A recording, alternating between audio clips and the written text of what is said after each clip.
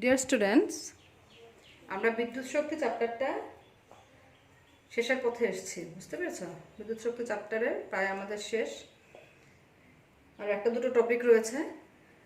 তো বিদ্যুৎ শক্তির উপরে আমরা কয়েকটা অঙ্ক করব, ঠিক আছে?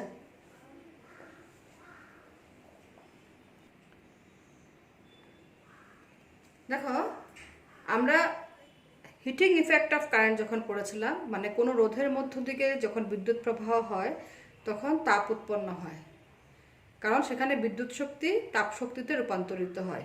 মেথডটা পুরো বলে দিয়েছিলাম, কি কি কারণে তাপ শক্তি উৎপন্ন হয়, কে দায়ী তাপ শক্তির জন্য। তো সেখানে আমরা পেয়েছিলাম যে বিদ্যুৎ শক্তি যেটা তাপ শক্তিতে রূপান্তরিত হয় সেটা আমরা পেয়েছিলাম VIT, ঠিক আছে? সেই বিদ্যুৎ শক্তিটা ছিল E=VI×T। ওকে, এখন দেখো, এই বিদ্যুৎ শক্তিটাই তাপ শক্তিতে রূপান্তরিত হয়, ঠিক আছে? তো এটা আমরা একটা বিদ্যুৎ শক্তির ফর্মুলা আমাদের জানা আছে। আমরা এই বিদ্যুৎ শক্তির আরও দু তিনটা ফর্মুলা বের করব। ফর্মুলা ডিডাকশনগুলো কিন্তু আগে করেছি। এখন শুধু আমাদের টপিক হলো বিদ্যুৎ শক্তির ফর্মুলাটা বের করা আর তার সঙ্গে সম্পর্কিত দুটো নিউমারিক্যাল করা। কথাটা বুঝতে পেরেছো? সেজন্য এটাকে আলাদাভাবে বেছে নিয়েছি টপিকটাকে। একদিনও হবে না, আরেকদিন এটার উপরে ডিসকাস করে তারপরে শেষ করব। সাপোজ এখানে একটা বাল্ব আছে, বাল্বের মধ্যে ফিলামেন্ট থাকে, ধরলাম ফিলামেন্টের রোধ হলো গিয়ে R, বাল্বের মধ্যে দিকে বিদ্যুৎ প্রবাহ হচ্ছে I, ঠিক আছে? আর এই বাল্বের দুই প্রান্তের বিভব প্রভেদ হচ্ছে V। এখন কোনো অঙ্কে যখন বিদ্যুৎ শক্তি বের করতে বলে তখন কখনো কি হয়, রোধের মান দেওয়া থাকে, V এর মান দেওয়া থাকে, I এর মান দেওয়া থাকে না, বা উল্টোটাও হতে পারে। তখন আমরা ওদের গিভেন ভ্যালুর উপর ডিপেন্ড করে আমরা বিদ্যুৎ শক্তির ফর্মুলাটা ইউজ করব। কীভাবে দেখো, এখানে আমরা ভিকে সরিয়ে দেব, আমরা I আর টিকে ইউজ করে ফর্মুলা বানাবো, সঙ্গে রোধ থাকবে, মানে আমরা ভিকে সরাবো, ঠিক আছে? তো ভিকে সরাতে গেলে ভির জায়গায় আমরা কি লিখব? দেখো, ভির জায়গায় আমরা কি লিখব? V= আমরা কি পেয়েছি মনে পড়ে ওহমস ল থেকে? V= আমরা পেয়েছি RI।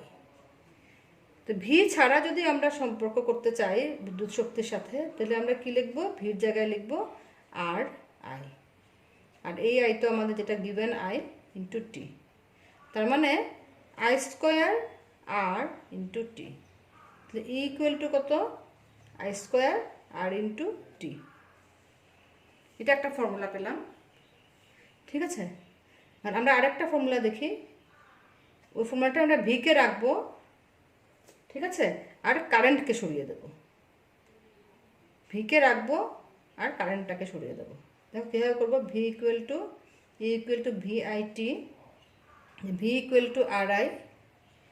তো ভিকে রাখবো, তো আমরা ভিকে যদি রাখতে চাই তাহলে ভি লিখলাম, এখান থেকে দেখো I= কত আসবে? I=V/R।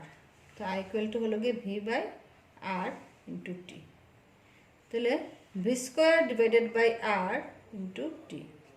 তো E= কে পেলাম আমরা? V²/R×T। তো দেখো, আমরা E দিয়ে আমরা কয়টা ফর্মুলা টোটাল পাচ্ছি? তিনটা। একটা হলো গিয়ে VIT, একটা হলো গিয়ে I² RT, একটা হলো গিয়ে V²/R×T। কোনো অঙ্কের মধ্যে যদি R এর মান দেওয়া থাকে না, ঠিক আছে, তখন আমরা এই ফর্মুলাটা ইউজ করতে পারবো। যদি ভি এর মান দেওয়া থাকে আর বাকি সাপোজ I এর মান দেওয়া নাই, তখন আমরা এই ফর্মুলাটা ইউজ করব। সাপোজ ভি এর মান দেওয়া নাই আর I আর R এর মান দেওয়া, তখন আমরা এই ফর্মুলাটা ইউজ করব। মানে অ্যাকর্ডিং টু দ্য কোয়েশ্চেন আমরা কি করব? ফর্মুলাটা নেব, ঠিক আছে? এখন দেখো, একক,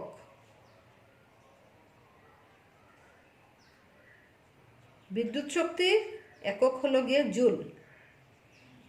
বিদ্যুৎ শক্তি একক জুল।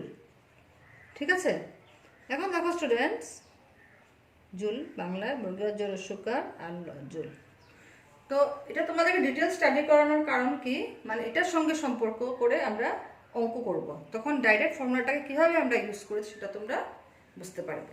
ঠিক আছে, আদারওয়াইজ কি হবে, কনফিউজড হতে পারো যে বিদ্যুৎ শক্তির অঙ্ক করতে গেলে কিভাবে করতে হয়। ওকে, তো দেখো অঙ্ক যখন করতে যাব তখন এই তিনটা ফর্মুলা তোমরা কিন্তু মুখস্থ রাখবে পুরো। দেখো এটা মুখস্থ রাখলে বাকি দুটো কিন্তু অটোমেটিক আসে, কিন্তু আমি তোমাদেরকে এটা বলবো না, তোমরা এটা পুরো মুখস্থ রাখবে। ঠিক আছে, তো দেখো আমরা একটা অঙ্ক করব এখন। একটা সার্কিট দেওয়া আছে, ঠিক আছে, একটা সার্কিট দেওয়া আছে। এটা কি ধরনের কম্বিনেশন? সিরিজ কম্বিনেশন, মানে শ্রেণীবদ্ধ সজ্জা। মনে আছে তো, শ্রেণীবদ্ধ সজ্জায় ইকুইভ্যালেন্ট রেজিস্ট্যান্স, সমতুল্য রোধ কীভাবে বের করে। এটার মধ্যে কত ভোল্ট ব্যাটারি লাগানো আছে? 12 ভোল্ট। আর রোধ কত লাগানো আছে? 4 ওম আর 2 ওম। ওকে, বিদ্যুৎ প্রবাহ কতটুকু হচ্ছে? আই। প্রশ্ন হলো, এই সার্কিটের মধ্যে 1 মিনিটে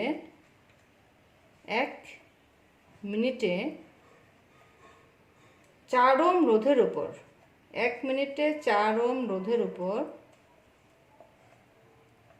উপর কতটুকু শক্তি খরচ হবে? কতটুকু শক্তি খরচ হবে?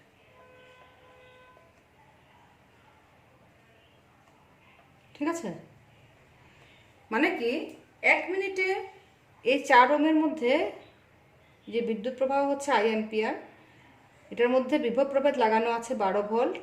বলছে এই 4 ওমের উপর রোধের মধ্যে কতটুকু শক্তি খরচ হবে। ঠিক আছে, তো শক্তির ফর্মুলা আমরা কি জানি? E = VIT। এখন দেখো স্টুডেন্ট, আমাদের কি বের করতে হবে? শ্রেণীবদ্ধ সজ্জায় সমতুল্য রোধ আমরা বের করব। ঠিক আছে, তো সমতুল্য সলিউশন, সমতুল্য রোধ কত হবে? সমতুল্য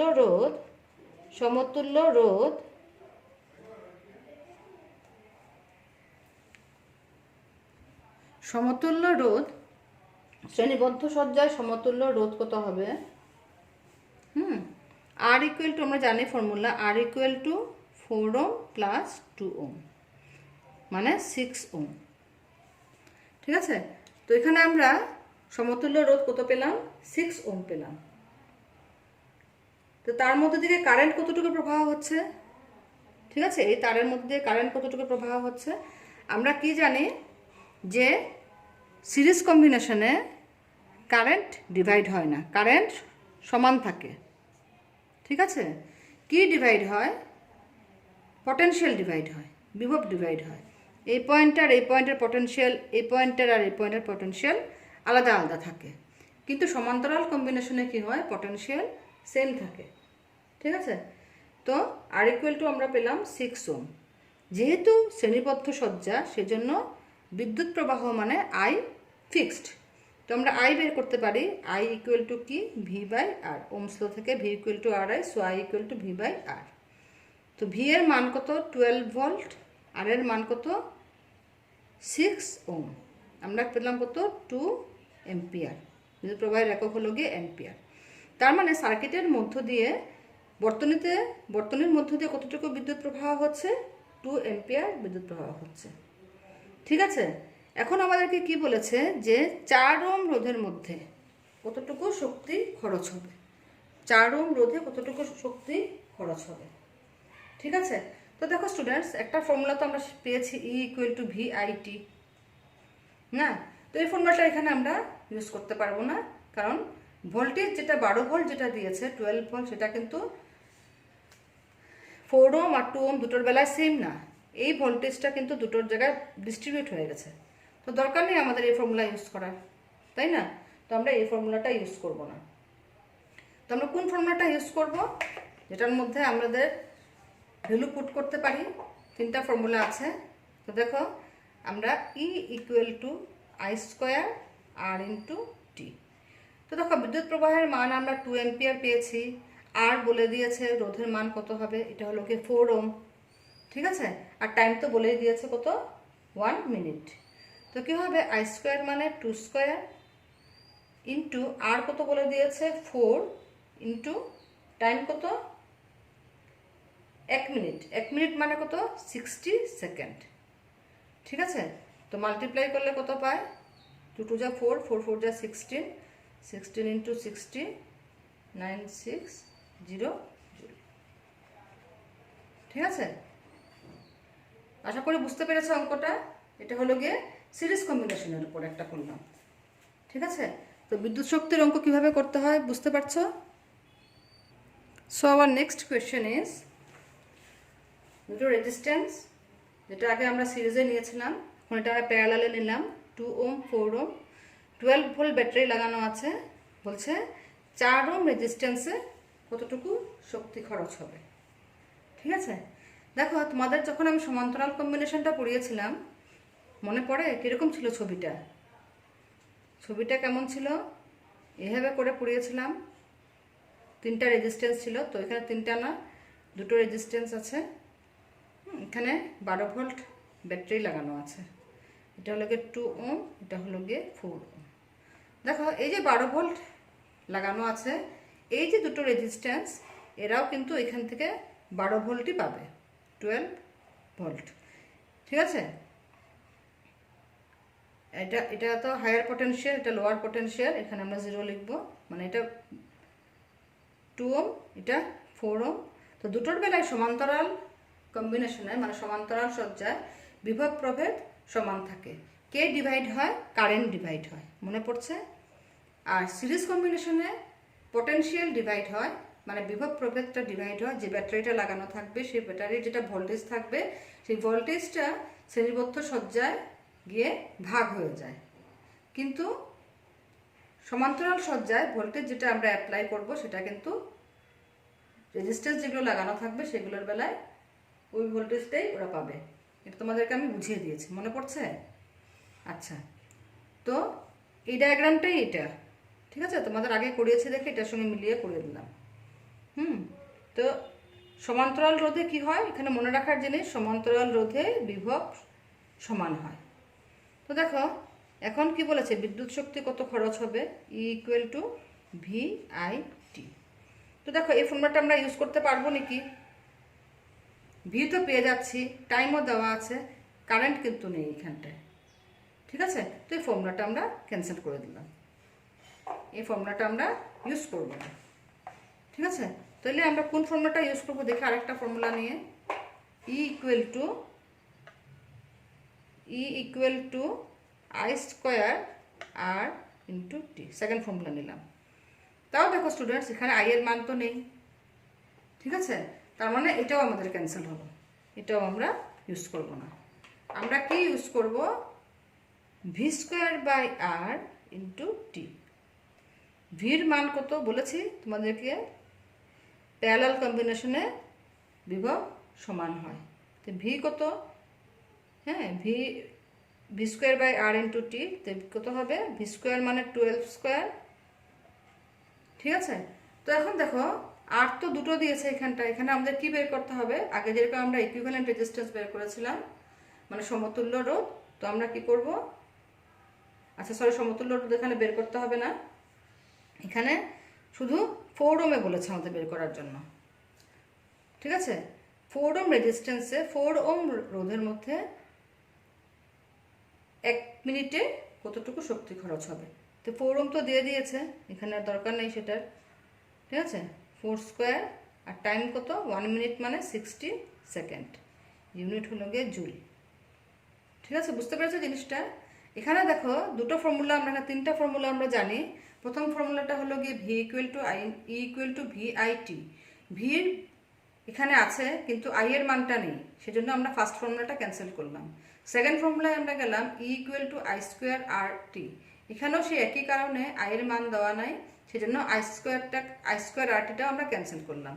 লাস্টে আমাদের হাতে একটা থাকলো E equal to v square by r into T.